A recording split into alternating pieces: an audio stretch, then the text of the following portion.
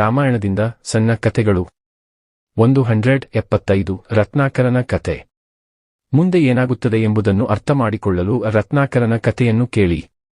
ರತ್ನಾಕರ್ ದರೋಡೆಕೋರರಾಗಿದ್ದು ಕಳ್ಳತನ ಮತ್ತು ಕೊಲೆಯ ಮೂಲಕ ಕುಟುಂಬವನ್ನು ಪೋಷಿಸುತ್ತಿದ್ದರು. ಒಂದು ದಿನ ರತ್ನಾಕರ್ ಒಬ್ಬ ವ್ಯಕ್ತಿಯನ್ನು ದರೋಡೆ ಮಾಡಿ ಅವನನ್ನು ಕೊಲ್ಲಲು ಹೊರಟಿದ್ದನು. ಆ ವ್ಯಕ್ತಿಯೇ ನಾರದ ಋಷಿ. ನಿಲ್ಲಿಸು, ನಾರದ ಹೇಳಿದರು. ನಿಮ್ಮ ಹೆಂಡತಿ ಮತ್ತು ಮಕ್ಕಳು ಒಪ್ಪುತ್ತಾರೆಯೇ? ಈ ಪ್ರಶ್ನೆಯಿಂದ ಆಶ್ಚರ್ಯಗೊಂಡ ರತ್ನಾಕರ್ ತನ್ನ ಮನೆಯವರನ್ನು ಕೇಳಲು ಹೋದನು. ನಾನು ದರೋಡೆ ಮತ್ತು ಕೊಲೆಯಿಂದ ನನ್ನ ಜೀವನವನ್ನು ಸಂಪಾದಿಸುತ್ತೇನೆ ಎಂದು ಅವರು ಅವರಿಗೆ ಹೇಳಿದರು. ನೀವು ಅನುಮೋದಿಸುತ್ತೀರಾ? ಅಪರಾಧ ನಿಮ್ಮದು, ನನ್ನದಲ್ಲ ಎಂದು ಅವನ ಹೆಂಡತಿ ಹೇಳಿದಳು. ಅವರ ಮಕ್ಕಳು ಅದನ್ನೇ ಹೇಳಿದರು. ರತ್ನಾಕರನು ಹೊಸ ಮನುಷ್ಯನಾದನು. ಅವರು ಅಪರಾಧವನ್ನು ಶಾಶ್ವತವಾಗಿ ತ್ಯಜಿಸಿದರು. 176 ರತ್ನಾಕರನು ವಾಲ್ಮೀಕಿಯಾಗುತ್ತಾನೆ. ರತ್ನಾಕರ್ ತನ್ನ ಅಪರಾಧದ ಜೀವನವನ್ನು ತ್ಯಜಿಸಿದ ನಂತರ ಅವನು ಸನ್ಯಾಸಿ ಜೀವನವನ್ನು ನಡೆಸಲು ಅರಣ್ಯಕ್ಕೆ ಹೋದನು. ಅವನು ಅಲ್ಲಿ ಕುಳಿತಿದ್ದಾಗ ಅಚಲವಾಗಿ ಧ್ಯಾನದಲ್ಲಿ ಆಳವಾಗಿ ಇರುವೆಗಳು ಅವನ ಸುತ್ತಲೂ ಇರುವೆಗಳನ್ನು ನಿರ್ಮಿಸಿದವು. ಸಂಸ್ಕೃತದಲ್ಲಿ ವಾಲ್ಮೀಕಿ ಎಂಬ ಇರುವೆ ಅವನ ಮನೆಯಾಯಿತು. ಸಸ್ಯಗಳು ಅವನ ಸುತ್ತಲೂ ತಮ್ಮ ಎಳೆಗಳನ್ನು ಸುತ್ತಿಕೊಂಡಿವೆ ಮತ್ತು ಅವನ ಜಡೆ ಕೂದಲು ಮತ್ತು ಗಡ್ಡದಲ್ಲಿ ಪಕ್ಷಿಗಳು ಗೂಡುಕಟ್ಟಿದವು. ಏತನ್ಮಧ್ಯೆ ಅವರು ಬ್ರಹ್ಮನ್ ಕಾಸ್ಮಿಕ್ ರಿಯಾಲಿಟಿ ಬಗ್ಗೆ ಮಾತ್ರ ಯೋಚಿಸಿದರು. ಎಲ್ಲವೂ ಬ್ರಹ್ಮ, ಎಲ್ಲವೂ ದೇವರು. ಈ ಬ್ರಹ್ಮಾಂಡವೆಲ್ಲವೂ ಬ್ರಹ್ಮವೇ, ಬದುಕುವ ಮತ್ತು ಚಲಿಸುವ ಮತ್ತು ಸಾಯುವ ಎಲ್ಲವೂ. ವರ್ಷಗಳ ನಂತರ ಅವನು ಎಚ್ಚರವಾಯಿತು, ಜ್ಞಾನೋದಯವಾಯಿತು ಮತ್ತು ಇರುವೆಯಿಂದ ಹೊರಬಂದನು. ರತ್ನಾಕರ ದರೋಡೆಕೋರ ಈಗ ಋಷಿ ವಾಲ್ಮೀಕಿ. 177 ವಾಲ್ಮೀಕಿ ಕವಿಯಾಗುತ್ತಾನೆ. ಋಷಿ ವಾಲ್ಮೀಕಿಯ ಆಶ್ರಮದ ಬಳಿ ನದಿಯೊಂದರಲ್ಲಿ ಒಂದಕ್ಕೊಂದು ಸಮರ್ಪಿತವಾದ 2 ಕ್ರೇನ್ಗಳು ವಾಸಿಸುತ್ತಿದ್ದವು. ಒಂದು ದಿನ ವಾಲ್ಮೀಕಿ ಪಕ್ಷಿಗಳು ಪ್ರೀತಿ ಮಾಡುವುದನ್ನು ನೋಡುತ್ತಿದ್ದಾಗ ಒಬ್ಬ ಬೇಟೆಗಾರ ಪೊದೆಗಳಿಂದ ಬಾಣವನ್ನು ಹೊಡೆದನು. ಒಂದು ಕ್ರೇನ್ ನೆಲಕ್ಕೆ ಬಿದ್ದಿತು, ಸತ್ತಿತು ಮತ್ತು ಅವನ ಸಂಗಾತಿಯು ದುಃಖದಿಂದ ಕಿರುಚಿದಳು. ಅವಳು ಅವನ ರಕ್ತ ಚಿಮ್ಮಿದ ಶವವನ್ನು ನೋಡಿದಳು. ಈ ಅಜಾಗರೂಕ ಸಂಹಾರದಿಂದ ಕೋಪ ಮತ್ತು ದುಃಖದಲ್ಲಿ ವಾಲ್ಮೀಕಿ ಬೇಟೆಗಾರನನ್ನು ಪದ್ಯದಲ್ಲಿ ಶಪಿಸಿದನು. ಈ ಪ್ರೀತಿಯ ಹಕ್ಕಿ ಕೊಂದ ಬೇಟೆಗಾರ. ಅವನ ದೊಡ್ಡ ಅಪರಾಧಕ್ಕಾಗಿ ಘೋರವಾದ ಬೆಲೆ ತೆರಬೇಕಾಗುತ್ತದೆ.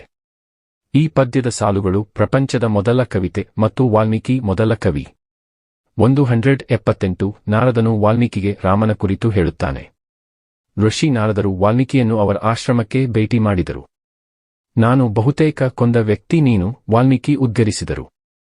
ನಾರದನು ಮುಗುಳ್ನಗುತ್ತಾ, ನೀನು ಮಾಡದಿದ್ದಕ್ಕೆ ನನಗೆ ಸಂತೋಷವಾಯಿತು. ಮತ್ತು ಈಗ ನಾವು ಮತ್ತೆ ಭೇಟಿಯಾಗುತ್ತೇವೆ.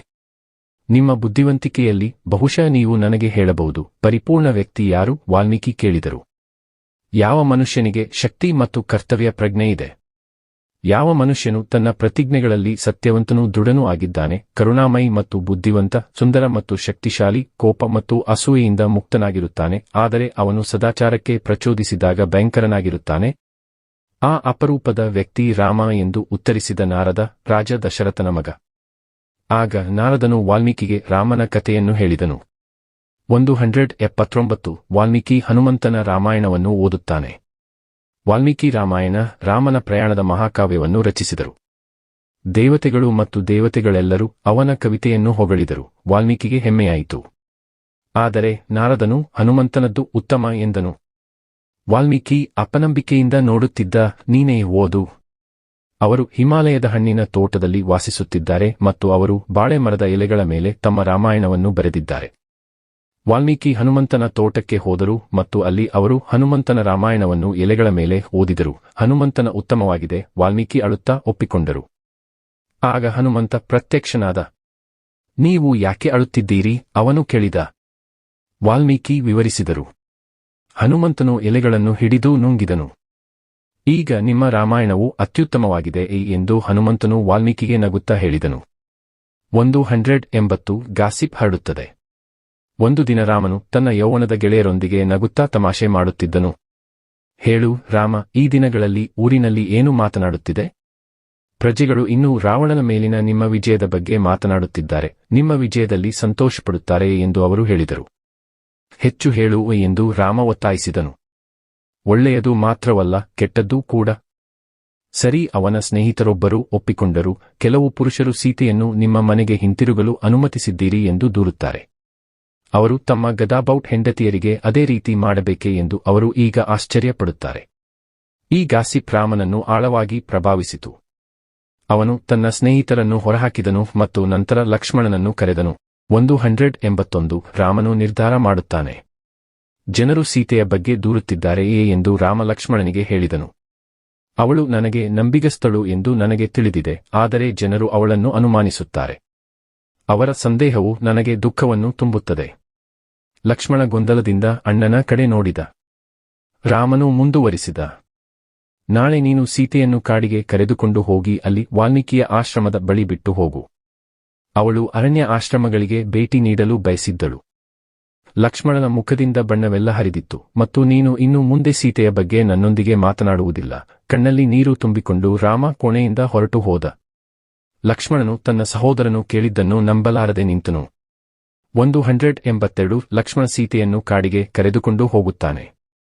ಅರಣ್ಯ ಆಶ್ರಮಗಳಿಗೆ ನಿಮ್ಮನ್ನು ಕರೆದೊಯ್ಯಲು ರಾಮ ನನ್ನನ್ನು ಕೇಳಿದನು ಎಂದು ಲಕ್ಷ್ಮಣ ಹೇಳಿದ.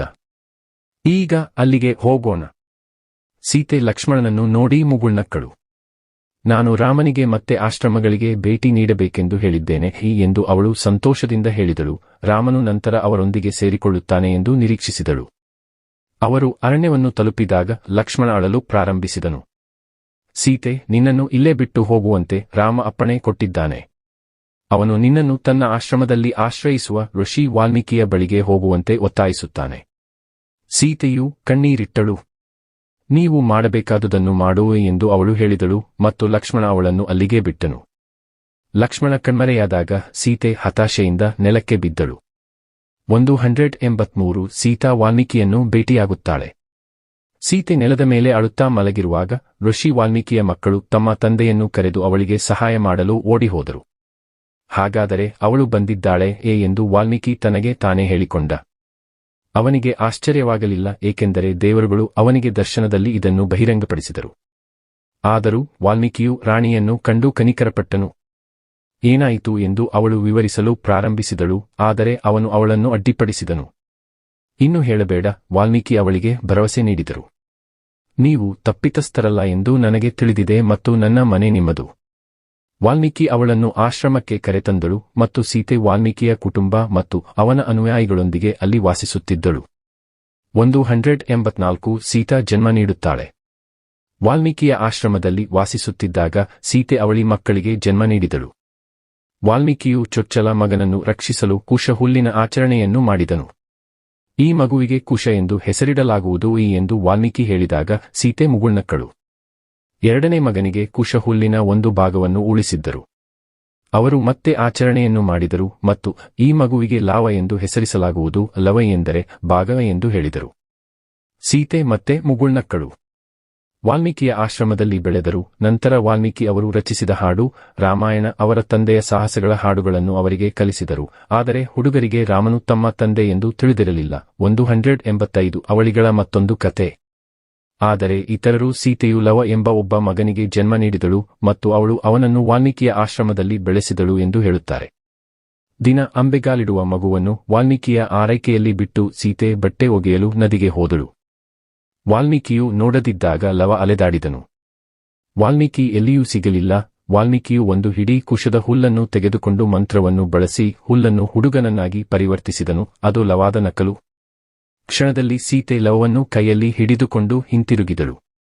ಎರಡನೇ ಮಗುವನ್ನು ನೋಡಿ ಆಶ್ಚರ್ಯಚಕಿತಳಾದ ಆಕೆ ಯಾರು? ಅದು ಕುಶ, ವಾಲ್ಮೀಕಿ, ಲವನ ಅವಳಿ. 186 ಶತ್ರುಘ್ನನು ಅವಳಿಗಳ ಹಾಡನ್ನು ಕೇಳುತ್ತಾನೆ. ಒಂದು ದಿನ ವಾಲ್ಮೀಕಿಯ ಆಶ್ರಮಕ್ಕೆ ಒಬ್ಬ ಅಪರಿಚಿತನು ಬಂದನು. ಶತ್ರುಘ್ನ ರಾಮನ ಸಹೋದರ. ಅವನು ಕಾಡಿನಲ್ಲಿ ಕಳೆದು ಹೋಗಿದ್ದನು ಮತ್ತು ಆಶ್ರಯವನ್ನು ಹುಡುಕುತ್ತಿದ್ದನು.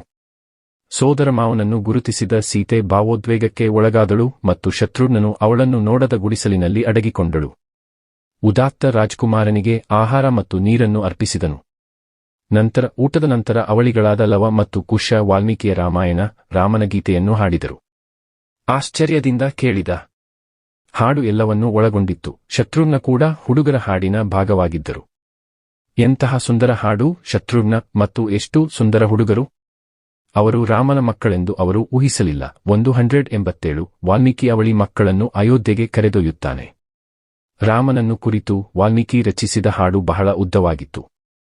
ನೀವು ಎಲ್ಲವನ್ನೂ ನೆನಪಿಟ್ಟುಕೊಳ್ಳಬೇಕು ಎಂದು ಅವರು ಲವ ಮತ್ತು ಕುಶರಿಗೆ ಹೇಳಿದರು. ಹುಡುಗರು ಪಾಲಿಸಿದರು. ಇಡೀ ರಾಮಾಯಣವನ್ನು ಹೃದಯದಿಂದ ಕಲಿತರು. ಹಾಡು ಕೇಳಿದವರೆಲ್ಲ ಬೆರಗಾದರು. ಅವರು ಹುಡುಗರಿಗೆ ಉಡುಗೊರೆಗಳನ್ನು ನೀಡಿದರು ಮತ್ತು ಅವರನ್ನು ಆಶೀರ್ವದಿಸಿದರು. ವಾಲ್ಮೀಕಿ ಹುಡುಗರನ್ನು ಅಯೋಧ್ಯೆಗೆ ಕರೆದೊಯ್ದರು. ಅಲ್ಲಿ ರಾಮನು ಅವರ ಹಾಡನ್ನು ಕೇಳಿದನು. ಯಾರು ಈ ಇಬ್ಬರು ಹುಡುಗರು? ಅವರು ಆಕಾಶದ ಗಂಧರ್ವರಂತೆ, ಸ್ವರ್ಗದ ಸಂಗೀತಗಾರರಂತೆ ಕಾಣುತ್ತಾರೆ. ಆದರೆ ನನ್ನ ಸಾಹಸಗಳ ಬಗ್ಗೆ ಅವರಿಗೆ ಹೇಗೆ ಗೊತ್ತು? ರಾಮನಿಗೆ ಆಶ್ಚರ್ಯವಾಯಿತು. ತನ್ನ ಚಿನ್ನದ ಸಿಂಹಾಸನದ ಮೇಲೆ ರಾಜ ರಾಮನು ಹುಡುಗರಿಗೆ ಆಜ್ಞಾಪಿಸಿದನು, ಹಾಡಿ, ಇನ್ನೂ ಸ್ವಲ್ಪ ಹಾಡಿ. 188 ರಾಮನು ಸೀತೆಯನ್ನು ಕರೆದನು. ರಾಮಾಯಣವು ತುಂಬಾ ಉದ್ದವಾಗಿರುವುದರಿಂದ ಮತ್ತು ರಾಮನು ಮೊದಲಿನಿಂದ ಕೊನೆಯವರೆಗೆ ಇಡೀ ಹಾಡನ್ನು ಕೇಳಲು ಬಯಸಿದ್ದರಿಂದ ಅವನು ಅರಮನೆಗೆ ಹಿಂತಿರುಗಲು ಹುಡುಗರನ್ನು ಆಹ್ವಾನಿಸುತ್ತಲೇ ಇದ್ದನು. ಅಯೋಧ್ಯೆಯ ಜನರು ಕುತೂಹಲದಿಂದ ಕೂಡಿದ್ದರು. ಆ ಹುಡುಗರು ನಮ್ಮ ರಾಜನನ್ನು ಹೋಲುತ್ತಾರೆಯೇ ಎಂದು ಅವರು ಒಬ್ಬರಿಗೊಬ್ಬರು ಪಿಸುಗುಟ್ಟಿದರು. ಅವರು ನಿಜವಾಗಿಯೂ ಯಾರು?